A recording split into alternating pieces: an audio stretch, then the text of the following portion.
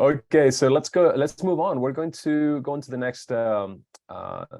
Actually, it's not a talk; it's a panel that we're going to have. Where we're going to have a discussion with Sandeep Lota, Field CTO of Nozomi Networks, and Patrick Arvidson, Chief Strategy Officer at Interpres Security.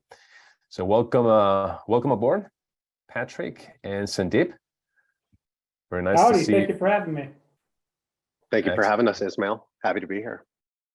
It's my pleasure. And Sandeep, you have over 2 decades of progressive experience designing and architecting system breakthroughs. You are a network security expert that has worked in many global projects around the world, largest companies. And you're also well known in the industry, specifically in this field on how to protect IT and OT networks. And we're gonna looking forward to have a good discussion with you. Patrick, you joined Interpres after 36 years in the Department of Defense, with an extensive career developing new capabilities, combating advanced persistent threats. And we are also very excited to get your thoughts about how we can operationalize CTI, or contextual threat, or cyber threat intelligence. Contextual is also something that we have been discussing a lot across IT and OT environments. Now, we have been saying throughout the entire morning and in the afternoon that turning threat intelligence into something actionable is essential for organizations to realize the value of CTI. So what's your favorite way of doing this? How do we do that across IT and OT environments? And either one, Patrick or Sandeep, feel free to get started. Well, I think it's it's kind of one of those loaded questions. Traditionally, cybersecurity has started off with the risk mitigation framework or the risk structure, right? Where risk equals threat plus vulnerability plus impact. But what we've always assumed is that threat is one, right? Our culture is that threat is always ever present. But the reality is that when we start to look at the data and the depth of data that we have on threat actors now, we start to realize certain things, right? That threat actors are made up of organizations, they're made up of people, they have their own culture, they have their own biases. So you can start to see organizations like Fin7, right? They have sectors that they go after, right? So once we understand that there's characteristics, we can actually break down threat into intent and capability and targeting. So when you say we're going to make it actionable, the first place we have to start with is really the threat and what composes the threat. What is their intent? What is their capability? And what is their motivation, right?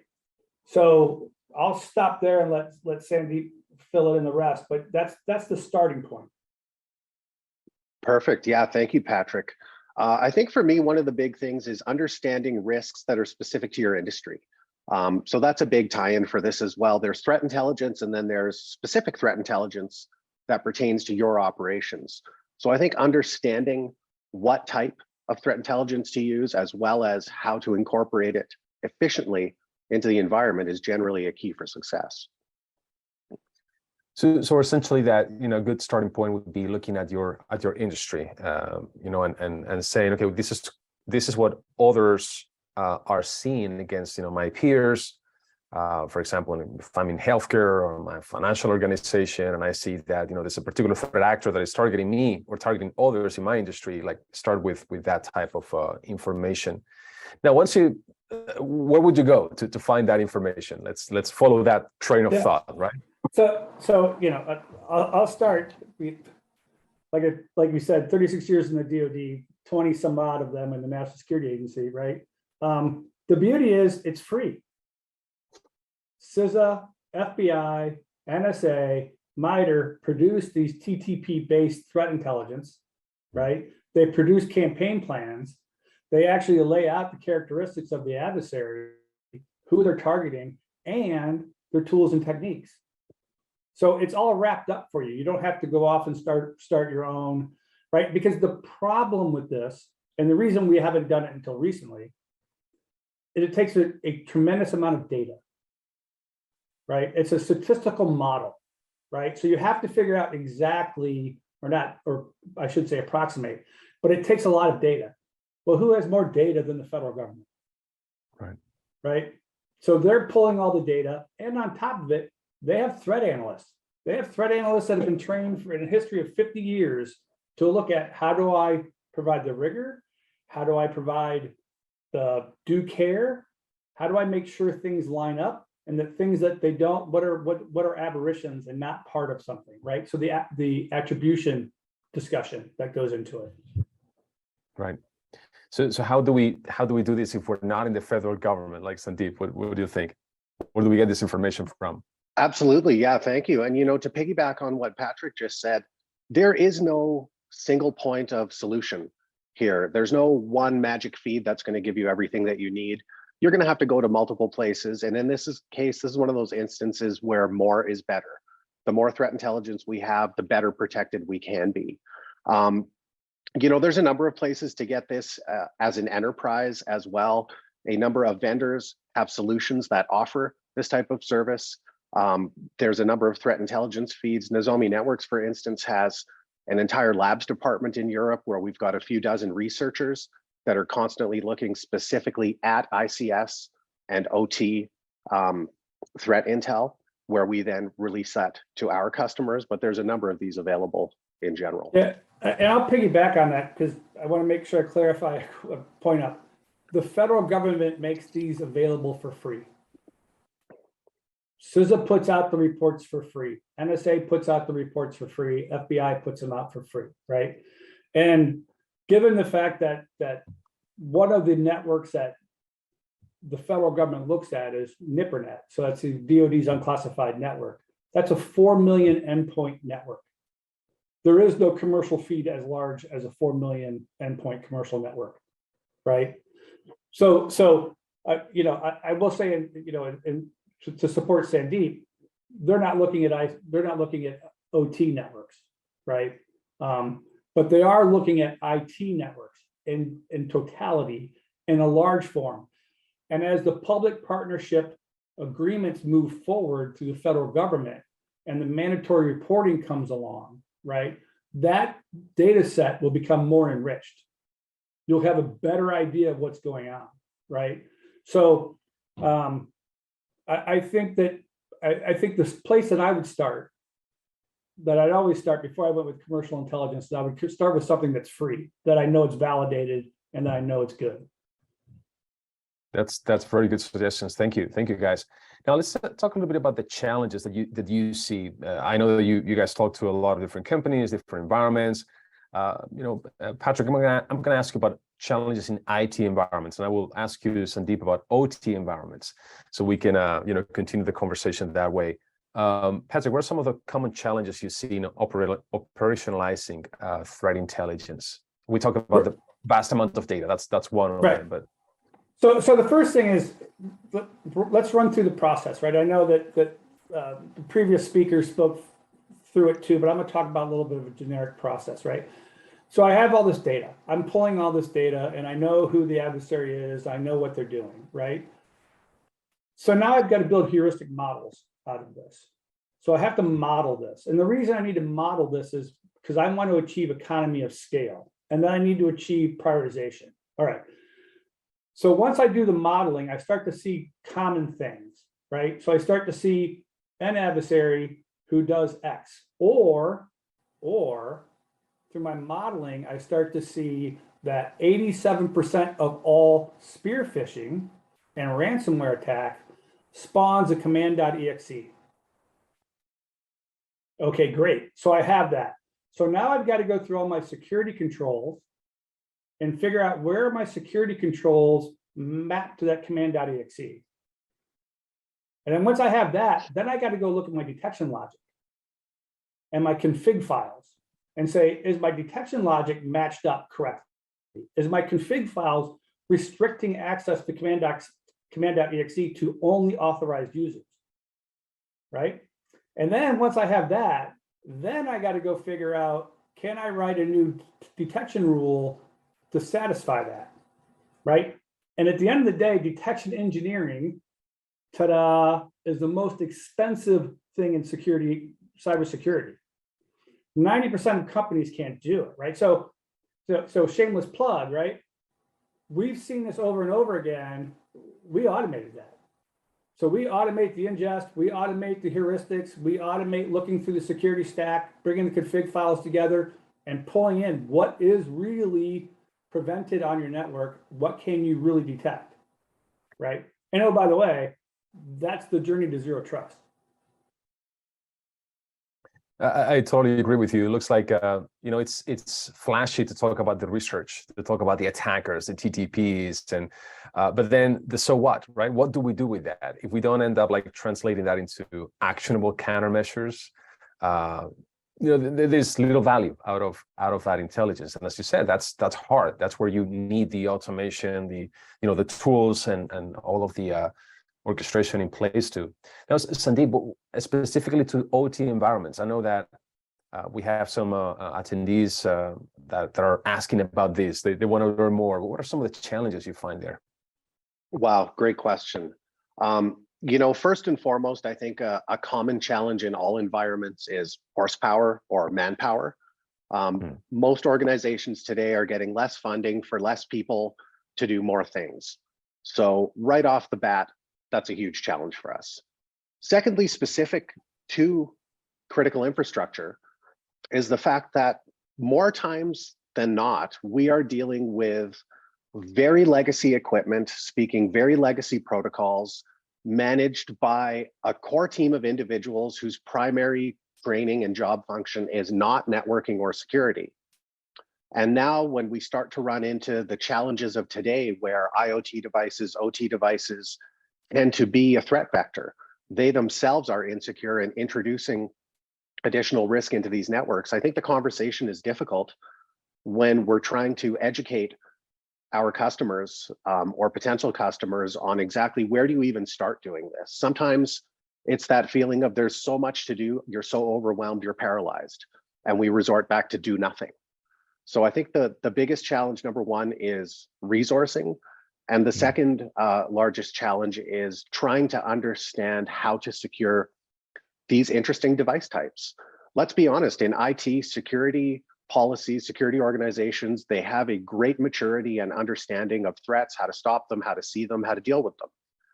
ICS networks, critical infrastructure networks, a conveyor belt at a mine, for instance, with a mineral company, they run on completely different sets of protocols and so on and so forth, which makes them even that much more difficult to monitor, visualize, and secure. And I'm sorry, I'm going to piggyback on that because Sandeep is so correct, right? One of the things that we have found as we've been on this journey, right? And I've been on this threat-based cybersecurity journey since probably before half of the people in this group were thinking about their cybersecurity lives, right? And I don't mean that in a bad way. I mean, it's taken this long to kind of get an understanding of what this is. At the end of the day, when you start on this threat-based cybersecurity journey, where you're integrating threat into the security stack, really what you're doing is you're validating an organization's security strategy, which actually translates out to something else. It's a business function. Because at the end of the process, you should be able to answer 3 questions. Where do I spend my next dollar? What can I repurpose that I'm not getting value out of that I can, right? Hidden value. And 3, what can I recapitalize? What do I don't need in my network and I'm just wasting money on? So technical folks, we like to have technical discussions. We like to talk about in this big technical way, but the reality is this is a business discussion. That's a very good point. And talking about business discussion, I'm just looking at the panel here on the questions. We have Timothy Hall is asking a very good question. He says, where within the organization is the optimal place for the CTI function to reside, report to, and within the context of security operations, what are the pitfalls or conflicts that need to be addressed if located in the security operations organization versus outside and reporting to the CISO, or embedded in a larger intel function that not only provides CTI, but fraud and competitive intel services too? Very good All right, question. so awesome. You know what this means? It means Godzilla. We got to have a Godzilla discussion. I was, seeing how we could get to talk about Godzilla. So please, All right. tell us about Godzilla. So to answer your question, I'm going to do an analogy. So bear with me. Love this analogy, right? So I want you to picture a building. I want you to picture a 5-story building. On the bottom floor of the building, right, are your security engineers. The second floor of your building are your sysadmins. Third floor of your building is your SOC analysts. Fourth floor of your building is your business folks, HR, general workers. The fifth floor is the C-suite, right? So it's your CISO, it's your board of directors, and so on. If I say to you, Godzilla's outside, everybody rushes to the window, right? And the first floor look out there and they see feet. And they're like, oh my God, I'm gonna get stepped on. And the second floor see knees. And they say, that's not so bad, but I might get kicked. The third floor sees claws. And they're like, oh my gosh, this is horrible. The fourth floor sees shoulders. And shoulders are nothing but sexy, so nobody cares about shoulders, right? And the fifth floor sees eyes and teeth. Then I ask you a simple question. Do you understand threat? And everybody says, yes, they understand it. But they understand it from their perspective, right? So only can you look at this holistically and going from a threat-based perspective at the very beginning, right? That you can see the entire Godzilla. And what it does is it creates a unity of effort. So the function then, if you're following unity of effort, should reside on the floor with the board, but it informs all other floors, right? It informs the prioritization of what I'm going to do. It informs how I want to look at things, right? It informs how I'm going to make investments, right? And here's the beauty of it, folks. Cyber is the only sector that doesn't do this. Everything else in life is done this way. Believe it or not, right?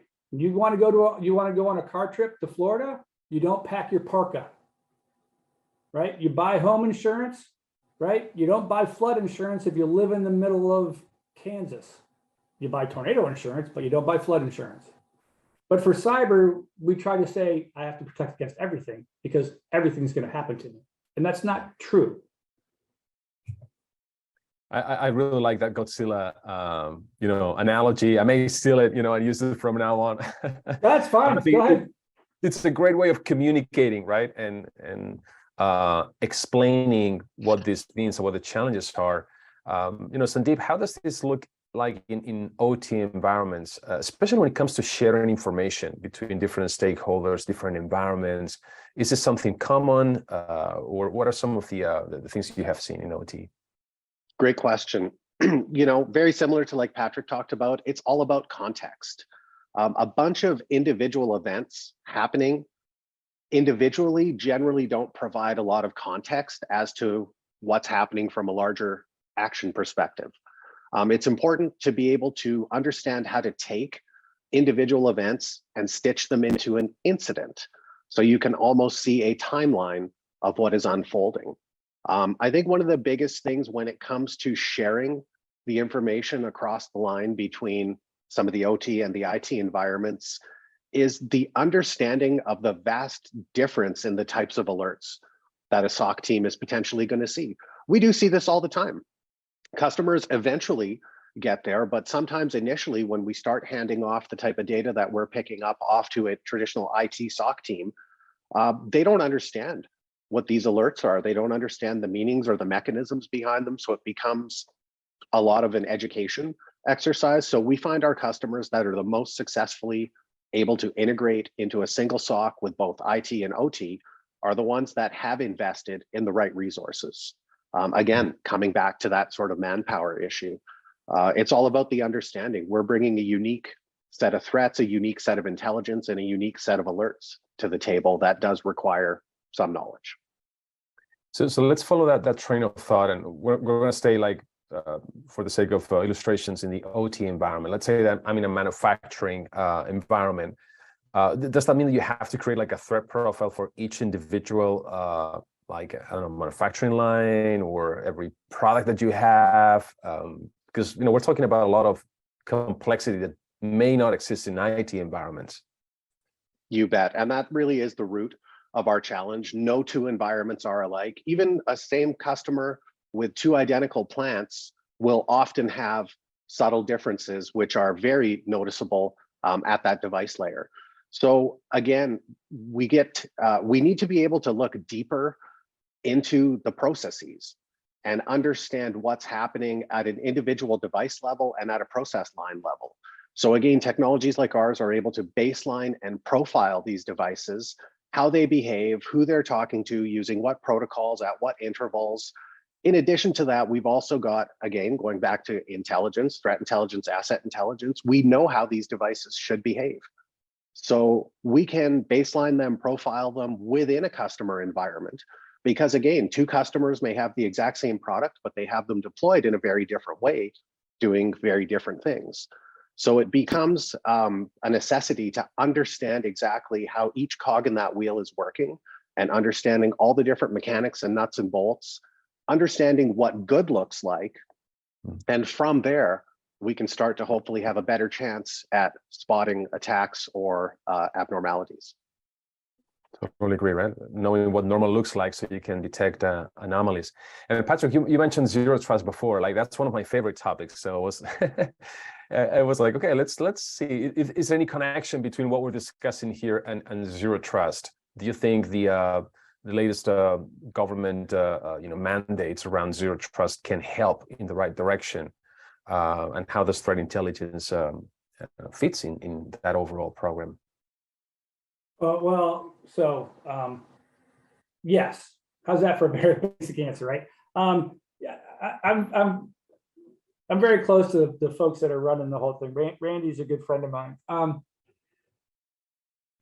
Zero trust at its core, right, is a strategy. It's not a thing, right? So do not buy anything that says it's zero trust. Please don't do that, right? But as Sandeep was saying, each company is unique, right? They're unique in who they are and how they're configured and how their people operate, and the behaviors on the network are unique, right?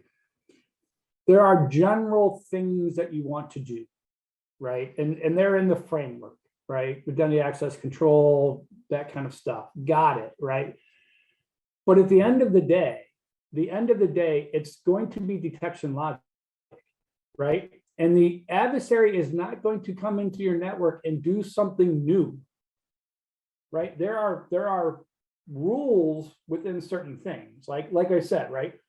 We know that of ransomware, 80 some percent use command.exe.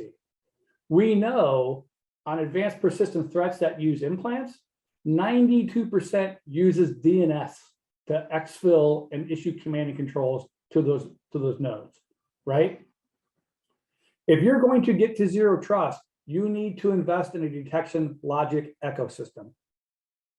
Now, unfortunately, detection engineering is, again, the most expensive thing, right?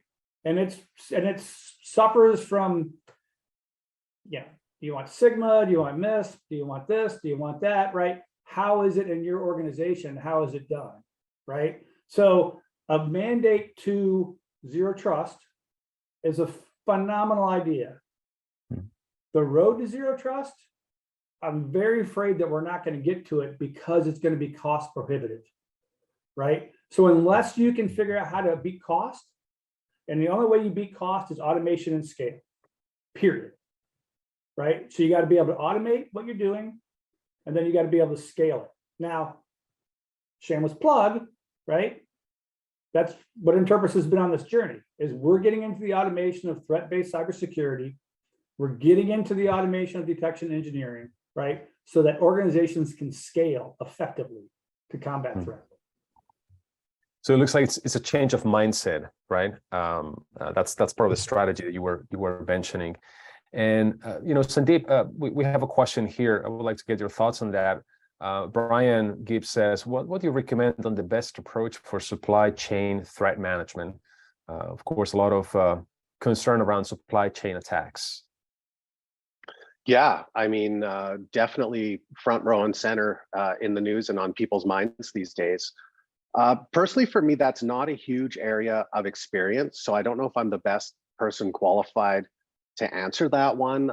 I spend a lot of my time in different parts of security. I hear the conversation happening, but unfortunately, that's one of the things I don't have a lot of information to contribute. I apologize, Brian. No problem. I'll chime in a little bit. Yeah, Patrick, absolutely, hit it. I always have a opinion. So I was lucky enough the last year that I was working at NSA, I had an opportunity to support the White House's group on it, right?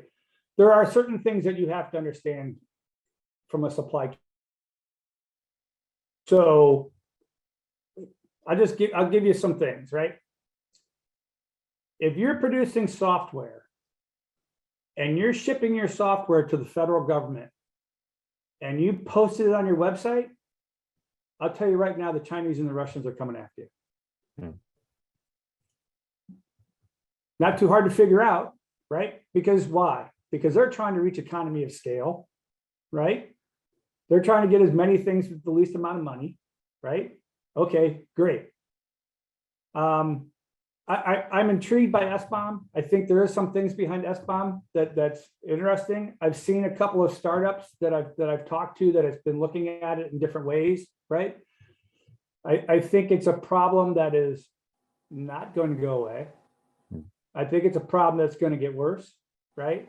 But I think, you know, if you are a company that is consuming software from somebody and you're concerned about it, there should be some kind of validation of their security, right? Now, I would make the argument that the cyber insurance organizations are still in their infancy and trying to figure out how to validate risk, right? Because everybody on this call knows it's just not mapping to NIST security controls, right? And I love the NIST guys, right? But okay, I have two-factor authentication, but don't use that two-factor authentication. It's not secure. Well, what kind of two-factor should I use? Well, I don't know. It's not listed, right? And as soon as you list something like YubiKey, somebody pops it, right? So to get to the point of, I'm intrigued by SBOM. If you're a company that provides software to the government, right, you're going to get targeted by the Chinese and Russians. If you're not doing threat-based cybersecurity at the very beginning, and you're only doing control-based, right, that's your most dangerous, right? It's not your most likely, it's your most dangerous. Because if you get taken out and you become SolarWinds, if you're less than 500 people in a company, I really don't think your company is going to survive. So it's essentially about impact, right? Thinking as an attacker, I like your example, right? If you're supplying software, to federal government or other, large important customers, and it's exposed to the internet, like think as an attacker. What can the attacker do that puts you out there? Something I always say, think red and act blue. Like think as an attacker to become a better defender. One question for you, Sandeep, around OT. We have Greg Billick has a good question. Let's say you have an IT and OT environment. Do you recommend that all analysts at the SOC have a baseline knowledge of OT, which can get expensive, or have a small but a specialized set of analysts that can be brought in to provide context to the rest of the SOC analysts? Great question, and something we encounter on a regular basis. I wish I had a bulletproof black or white answer for you, but the truth of the matter is that largely depends on the organization, how IT and OT are managed, are budgeted. Sometimes we see IT organizations have a managed service with a SOC provider where OT will remain in-house. Sometimes it's vice versa. There is no magic formula for that. However, what I can say is if there's an organization that is trying to take everything in-house and do it in-house, IT, OT, IoT, from that perspective, the best practice generally is to have at least some percentage of resources available that can understand OT threats. And then of course, again, it's a knowledge learning evolution. So everyone being cross-trained a little bit so everybody can help support the team. But again, that decision needs to come from internally, and there's a number of factors that have nothing to do with IT or security that will often influence that decision. That's a very good recommendation. And we have plenty of questions from the audience. So if we have a few more minutes, I'll share a few more questions with you. So Christopher says, customers leadership often expects that CTI will find the bad guys that we didn't know already in the network, which isn't often the case. What's a good way to impress upon them the proactive nature of CTI to defend before they get in?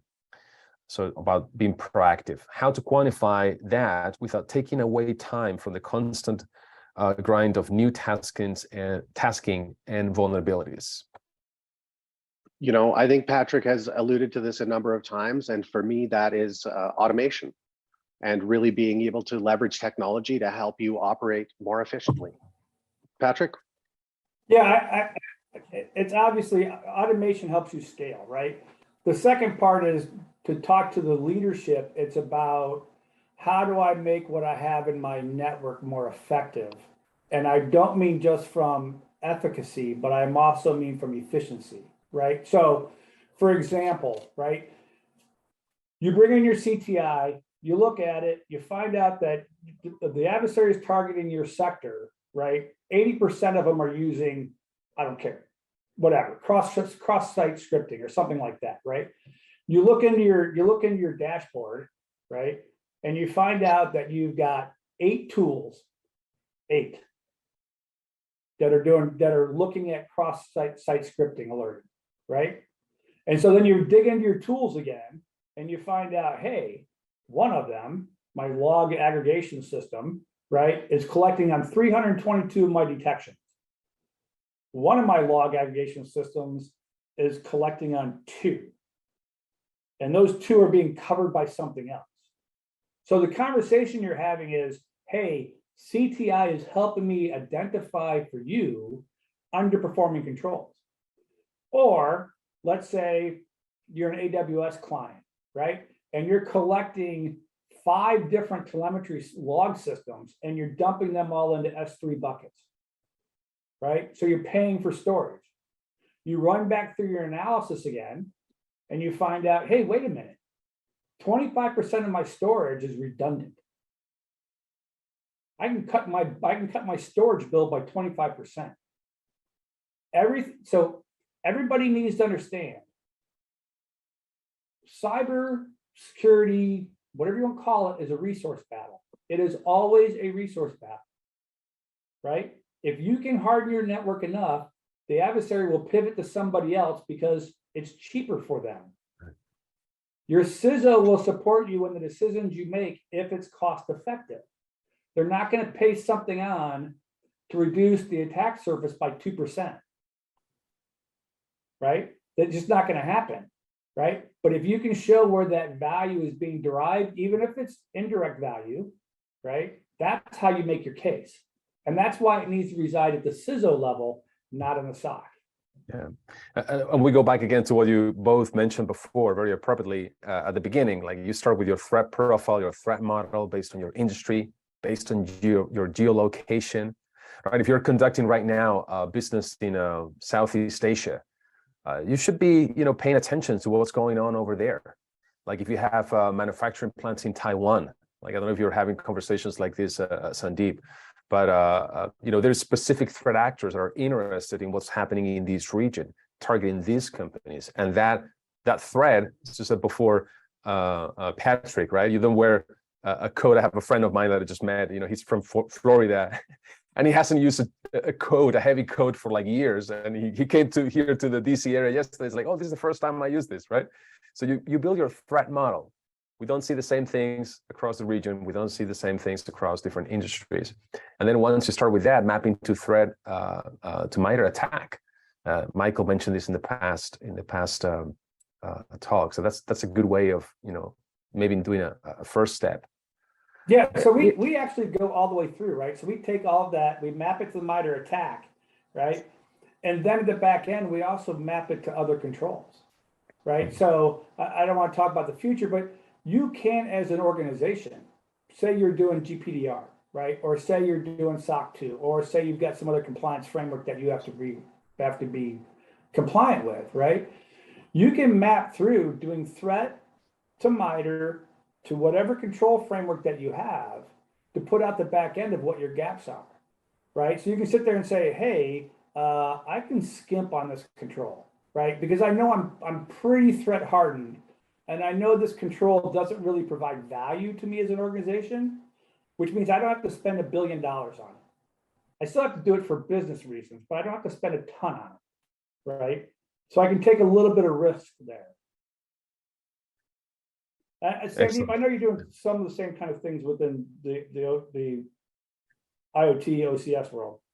Absolutely, absolutely, very similar. In my world, anytime we see an alert generated that's of a critical infrastructure nature, we're automatically mapping that, just like you guys, against MITRE framework for OT, as well as in my world, of course, like most of you guys, I have a lot of compliance. We've got everything from NIST to NERC SIP, and all of that needs to be documented, visualized, accounted for, and be able to pop out in reports as well. Excellent. Well, thank you. Based on all the interaction we've had, I think this was a fantastic panel. But I want to give you the opportunity to, wrap up your thoughts. Like if you had to, give one suggestion to those listening to us, for example, in the OT environments, what would you suggest, Sandeep? What would be some of your thoughts? Thank you for that opportunity, first of all, and thank you to everyone at SANS for making this possible. To answer that question, I think the biggest piece of advice I can give to someone who's in an OT environment, who's looking to take on a challenge like this, is do your research and take it slow. This is not something you want to rush into. This is not something your business wants you to rush into, and make sure you're educated and informed so you can make the correct decisions for your business.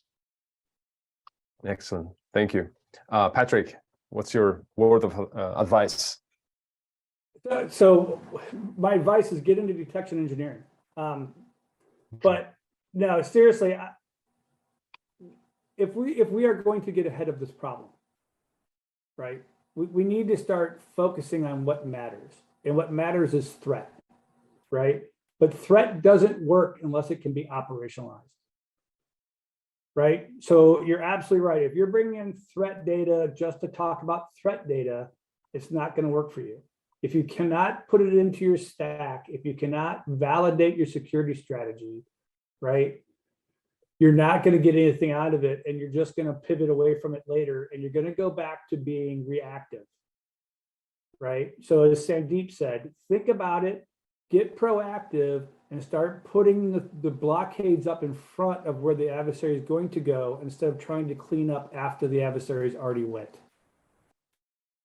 Excellent. Well, thank you so much to both. I think we all learned from your experience, and we thank you, Patrick and Sandeep, for being here with us. Thanks to Nozomi and Interpres Security as well. And we'll hope to have you back next time, right, as a speaker or on a panel. I really enjoyed the conversation.